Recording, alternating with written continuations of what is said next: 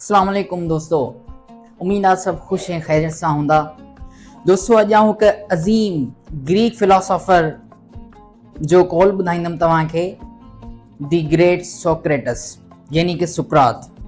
सुकरात जो चवणु आहे त दी विर्चू इज़ नॉलेज, यानी कि इल्मु अच्छाई आहे, इल्मु सचाई आहे। यकीनन जॾहिं इन कॉल खे, इन फिलोसॉफिकल कोटेशन खे पाण जॾहिं डीपली ॾिसंदासीं त पाण खे इन मां इहा शइ मिलंदी त उहे क़ौमूं जेके इल्मु हासिल कंदियूं आहिनि, चाहे उन इल्म मां उहे एग्री हुजनि या डिसएग्री हुजनि, पर उहे क़ौमूं जेके इल्मु हासिल कनि उहे क़ौमूं उन ई समाज मां मुकमल बुरायूं ख़तम करे छॾींदियूं।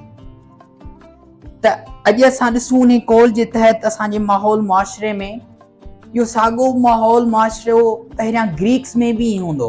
कुझु ॻाल्हियूं ग्रीक्स में ईअं हूंदियूं, कीअं हू मायुनि खे, औरतुनि खे घटि अहमियत ॾींदा।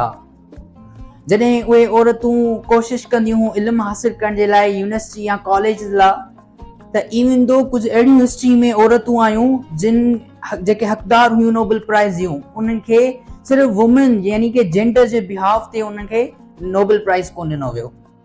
जीअं पाण क्लाइमेट चेंज जे बारे में पढ़ंदा आहियूं त उहा ॾिसो औरत जंहिं क्लाइमेट चेंज जे बारे में पाण खे ॿुधायो, पर हुनखे नोबेल प्राइज़ कोन ॾिनो वियो, न ई हुनजो नालो अचे पियो।